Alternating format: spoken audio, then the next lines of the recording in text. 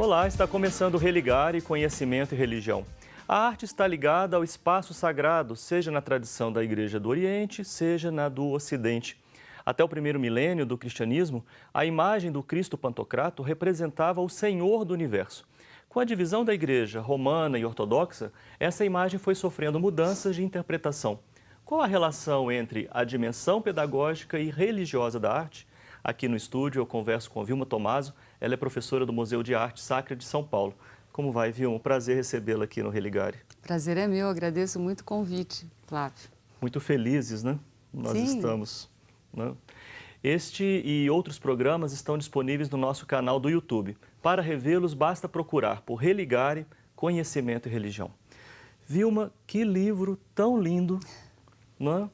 Sobre o Cristo Pantocrator, né? Que você publicou pela Paulus, né? Subtítulo Da Origem às Igrejas no Brasil, na obra de Cláudio Pastro. Eu diria assim que é a tese de doutorado mais linda que eu conheço. Muito obrigada. Né? Como é que você chegou a o tema propriamente da obra? Você defendeu o seu doutorado em 2013 na PUC São Paulo. Sim. Você é doutora em Ciências da Religião. Começou com o meu mestrado. Sim. Eu fiz um mestrado com El Greco e Maria Madalena.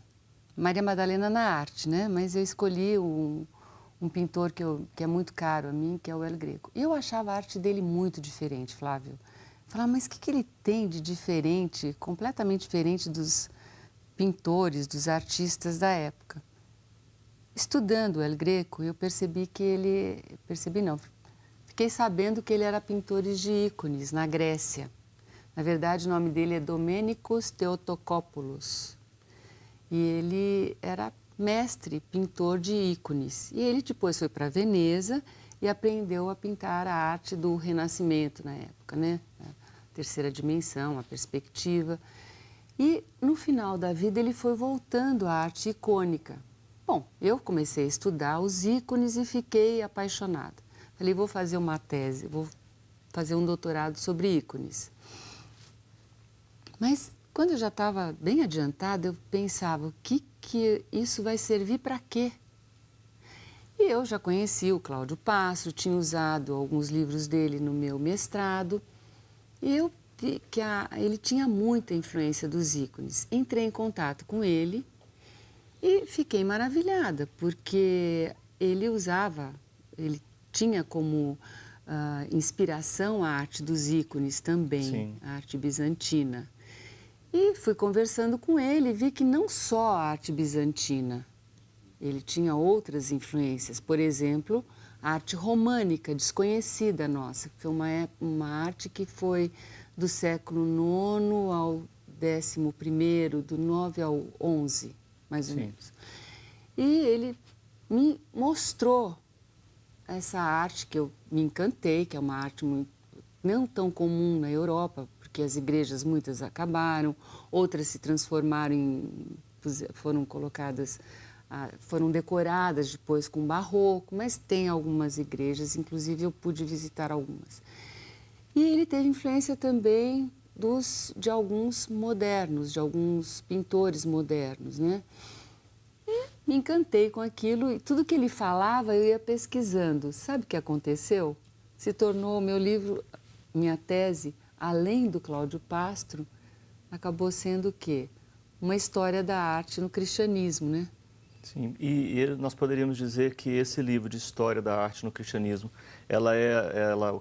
o fio condutor, então, o ícone do Cristo Pantocrator, é através deste ícone que você vai falando sobre a história da arte no cristianismo?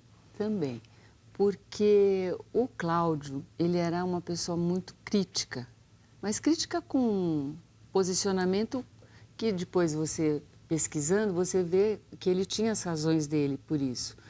Porque com o humanismo, depois, quando houve a divisão da igreja, e depois com o Renascimento, o altar para a igreja sempre foi Cristo.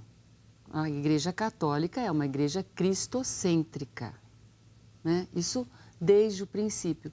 Só que com o passar dos anos, quando a gente dizia na escola, né? Quando tirou o Cristo, Deus do centro, A sociedade deixou de ser teocêntrica e voltou e se tornou antropocêntrica, veio um individualismo. Então, é muito comum, inclusive aqui no Brasil, né, nós temos igrejas com muitos altares. Santa Teresinha, São João, vários santos, né? Santa Rita. Então, você tem o altar de Cristo, mas você vai passando e ele achava que aquilo era um absurdo. Porque no Concílio Vaticano II já houve essa chamada de atenção. E ele se dizia, eu, Vilma, sou um artista pós-Vaticano II. Eu não vou pôr santo no altar. Quem tem que estar no altar é o Cristo. Outra coisa que ele falava muito interessante, Cristo crucificado não pode estar no altar. Só a cruz processional pode ficar. Então, ele foi me ensinando e eu fui buscando nas fontes do Vaticano II. E ele começou a colocar o Pantocrator novamente nos altares. Qual que é, assim, o primeiro registro, né, do Cristo Pantocrator? É possível identificar um determinado período, né? Quando é que essa imagem do Cristo Pantocrator ela ganha essa visibilidade na história da arte? Olha, foi no período pós-Constantino. Por quê? O Constantino, o imperador, né, Constantino, ele, no Edito de Milão, ele permitiu que os cristãos tivessem o seu culto, que para nós nem é culto, nós temos uma liturgia, né, que é diferente de culto. E esses cristãos que que lugares que eles faziam esse culto? Nas casas, né? É a Domus Ecclesia. Então ele falou, não, vamos fazer lugares públicos. Então algumas pessoas, alguns cristãos que tinham posses, deram seus mercados, por exemplo, né? Tinham os mercados. Sim. Então eles deram aqueles edifícios, né, particulares. E houve também, o Constantino deu alguns edifícios públicos que eram em forma basilical. Isso que é interessante. A forma basilical veio de Roma, né? De uma arquitetura romana que nós usamos até hoje. E aí é que esses artistas, isso foi uma coisa que nós pesquisamos também e aparece no livro, isso eu relato no livro. Eles não participaram do Concílio de Nicéia, por exemplo. Então, mas quem é esse Deus desses cristãos, né? Eu estou falando dos artistas do Império, que eram os melhores, né? Fica imaginando, os melhores artistas do imperador. Cena, né? E fala, mas quem é esse Deus aí que a gente vai fazer? O que a gente tem que fazer aqui? Ah, ele é o Deus de todos os deuses. Ah, é? Então ele é Júpiter para os romanos, Zeus para os gregos, né? Como é que era a figura se você vir, eu tenho até uma imagem que eu coloquei. No Panteão, em Roma, tinha uma imagem do deus Júpiter sentado num trono. Então, eles se inspiraram nessa imagem. Porque o que era o Júpiter? Era o maior aquele que era tudo, né? Senhor do universo. Senhor, mas... E para nós, cristãos, isso agora falando teologicamente, ele é aquele que tudo sustenta, como é no cristianismo mesmo, né? Tudo. Porque no Cristo Pantocrator, Flávio, está o Pai, o Filho e o Espírito Santo. Porque quem pode ser retratado? Só aquele que encarnou, e é Cristo. Só que a face, eles usaram a Santa Face, que eu também conto aí o que é. Então, aí começa nessa então, história da tradição. E é muito bonito porque eles colocavam o Pantocrator na ábside da igreja, só essa parte, não é? Geralmente não era no trono, do busto para cima, né? com a mão, uma abençoando, a outra carregando a escritura, né? Podia ser em rolo ou livro, que é a palavra de Deus.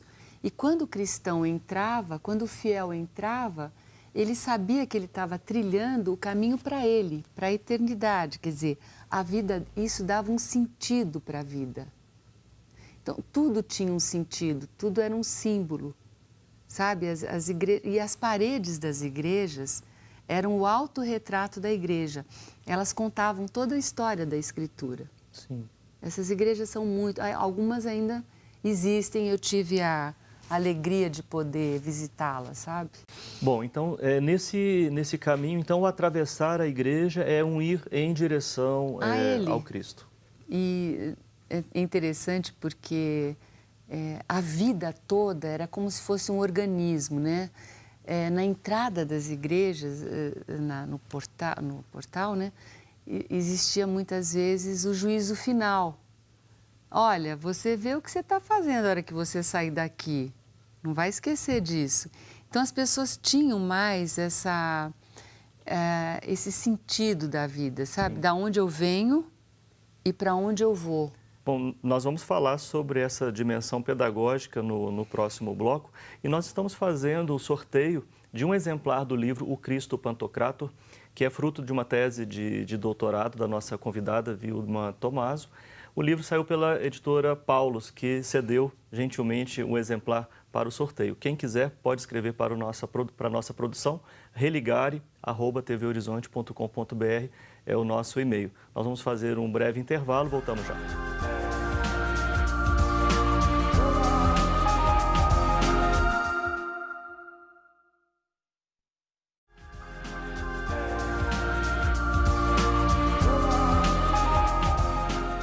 Estamos de volta com o Religare, Conhecimento e Religião. Vilma Tomaso é a convidada de hoje. Ela fez uma pesquisa de doutorado e dessa pesquisa nasceu um belíssimo livro sobre o Cristo Pantocrator, publicado pela Paulus. Nós terminamos o primeiro bloco falando, né, da dimensão pedagógica, não é, na arte, nos templos, não é, você falava, né, do fiel que ao atravessar a igreja se dirigia, né, para o Cristo. O que significa essa dimensão pedagógica? Além de pedagógica, acho que ela é mistagógica, porque ela introduz o fiel ao mistério. Isso a arte ajuda muito bem. Porque o cristianismo, o que é o cristianismo? É o Deus, é a religião do Deus encarnado, do Deus que se fez homem. Esse é o maior mistério. Depois, a ressurreição. Então, só entende o mistério quem participa do mistério. Porque existe também algo interessante, né? Porque ao ser crucificado, as cortinas do templo foram rasgadas, né? Os véus, o véu do templo se rasgou. Então, houve o conhecimento do mistério. Mas para você adentrar a esse mistério, você tem que participar dele. Isso é a nossa liturgia, né? Então, o Cristo Pantocrator, ele é uma imagem que ajuda o cristão a se inteirar desse mistério. Porque na liturgia, o que o padre nos diz? O Senhor esteja convosco. O que a Assembleia responde? Ele está no meio de nós. E está mesmo. Então, a arte, Flávio, ela tem esse condão de ajudar quem participa da liturgia a entender o que está acontecendo ali.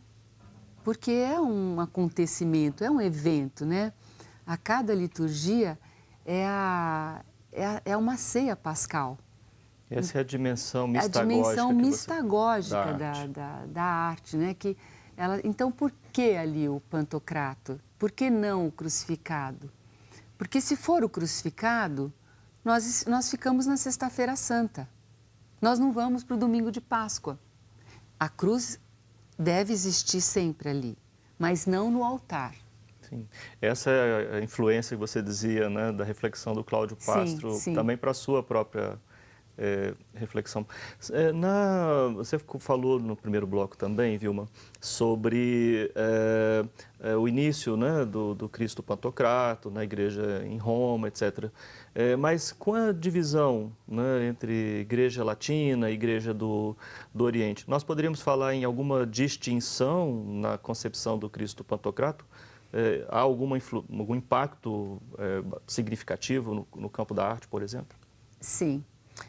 Nós, ocidentais, acolhemos a modernidade, vamos dizer assim. A modernidade que eu estou falando é a partir do século XV, XVI, é o renascimento, o humanismo, vamos dizer, o movimento do humanismo. Os cristãos ortodoxos orientais, eles nunca tiveram essa novidade. E eles nos criticam por isso, né? Porque a igreja, ela foi a grande promotora da arte também. Os grandes artistas foram promovidos pela igreja, né?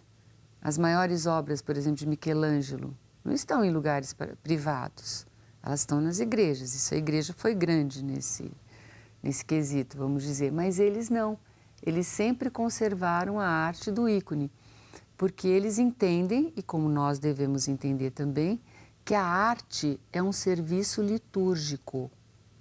Uma coisa é você fazer uma arte para um palácio, para uma casa, para uma praça, para um lugar público. E a outra coisa é a preparação do espaço litúrgico, que é onde vai surgir a presença do Cristo. Então, eles fazem uma crítica, às vezes bem cruel com a gente, sabe, sobre isso. Mas essa é a grande diferença. Eles continuaram com a arte do ícone e nós fomos acompanhando a modernidade, vamos dizer assim. Mas com o Concílio Vaticano II, parece que está havendo um retorno, não é uma volta ao passado, a gente não pode entender assim. Sim. É um ajuste, né, ao que deve ser. O que é, como eu falei anteriormente, as nossas igrejas foram colocados muitos altares, mas desde o cristianismo primitivo, o altar só tem um altar, é Cristo. Sim. Então isso é como se fosse feito um ajuste, né? Porque o Concílio Vaticano II ele fala do adornamento, que é justamente esse ajuste, e ad fontes, quer dizer, vamos voltar a tomar da água, das fontes do cristianismo primitivo, né? Que foram aqueles que mais conviveram com os apóstolos, né? E essa arte do início, que começou nas catacumbas, ela teve essa influência. Falando sobre o Brasil, o grande nome que surge é o do Cláudio Pastro. Mas falando dele, falando também no sentido mais amplo, né, sobre a arte sacra no Brasil, que considerações você traria? Olha, eu digo o seguinte, o Cláudio Pastro, você der uma olhadinha na vida dele, na história da vida dele, quando ele começou, ele foi muito criticado. E por quê? É simples. Qual é a arte que tem a nossa identidade, vamos dizer assim, pela nossa história? É o barroco, né? Tem o barroco baiano, o barroco aqui de Minas, né? Sim. Muito bonito, muito lindo. Tem o paulista também. E é lógico que um artista plástico que faz uma arte que não tem nada a ver com o barroco, ele causou muito estranhamento e muita crítica. Porém, aonde ele foi reconhecido? No exterior. Ele fez muito sucesso no exterior. Ele fez obra, antes de ser reconhecido aqui na Alemanha, na Itália, em outros países também, na Espanha também. Então, ele foi primeiro reconhecido lá. Quando é que o Cláudio começou a ser reconhecido aqui? Houve no ano haveria no ano 2000 o novo milênio, né? Que seria o terceiro Celebração milênio, a do celebração segundo do milênio. terceiro milênio. E ele foi convidado pelo Vaticano para fazer o Cristo evangelizador do terceiro milênio. Até ele conta, assim, com muita graça, que ele estava na Alemanha fazendo um trabalho e recebeu não lembro se foi e-mail, carta, alguma coisa assim. E ele perguntou, mas vai ser um concurso para qual artista que vai fazer? Quer dizer, o Vaticano está promovendo um concurso para saber quem é o artista que vai fazer o Cristo evangelizador do terceiro milênio? Não há um concurso, você é o convite, escolhido. né? E o que ele fez? Um Cristo Pantocrator. Sim. No Santuário de Nossa Senhora da Piedade, Sim. né, há na Basílica, na Igreja Nova, perdão, na Igreja Nova há vários trabalhos dele. Imagina, na Nossa Senhora da Piedade, que ela é uma imagem barroca, né? Sim. Então, sempre causou esse estranhamento. Sim, não sei na aqui Basílica como é que Antiga foi. está a imagem barroca. Então, isso... Mas quando ele começou a fazer Aparecida, que foi a grande obra dele, Sim. porque a Aparecida é o maior santuário mariano do mundo. E, para mim, eu conheço Lourdes, conheço Fátima, conheço Luján, que é na Argentina, conheço mais alguns, acho que agora não me lembro do nome da Espanha. Nossa Senhora de Também Montserrat. Montserrat, sim. Fui lá também. Onde na tem Catalunha. Sim. Sim. Onde tem eu sempre procuro fazer a viagem, não é muito, não vou viajar muito, mas quando eu viajo, quero ir em algum lugar que tenha alguma coisa com arte, porque é o meu interesse maior. Sim. E não há, na minha ótica, um santuário mais bonito do que o de Aparecida. Sim. Aliás, é um belíssimo roteiro ali pela Basílica em Aparecida acompanhar, né, a obra Exatamente. do Pastro. Né? E sabe que só esse ano eu já fui 3 vezes. Porque é algo que me encanta muito, sabe? Mas antes mesmo de conhecer o Cláudio, eu já me encantava com a Basílica. E ela não estava pronta. Agora, então, está ali, eu acho que é estar no céu, para mim. E é tão interessante porque você vai vendo o que ele falava e o que ele colocou ali. E sabe que, não sei se você deve saber, que à noite tem uma visita guiada. Sim, eu já estive. Já esteve? Estive com minha mãe. Ai, não é maravilhoso? É muito bonito mesmo. E o povo, e cada vez que eu vou, parece que aumenta o número de pessoas, né, que se encantam com isso. Sim. É como eu falei, ele conseguiu trazer esse autorretrato da igreja nas paredes, né? É muito bonito.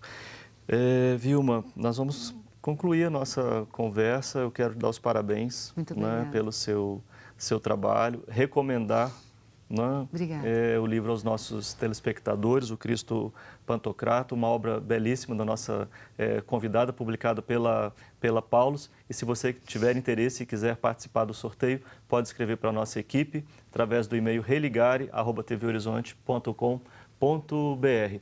Nós vamos encerrar o programa de hoje. Eu desejo a você um abraço muito cordial e espero você na próxima semana com mais um Religare Conhecimento e Religião.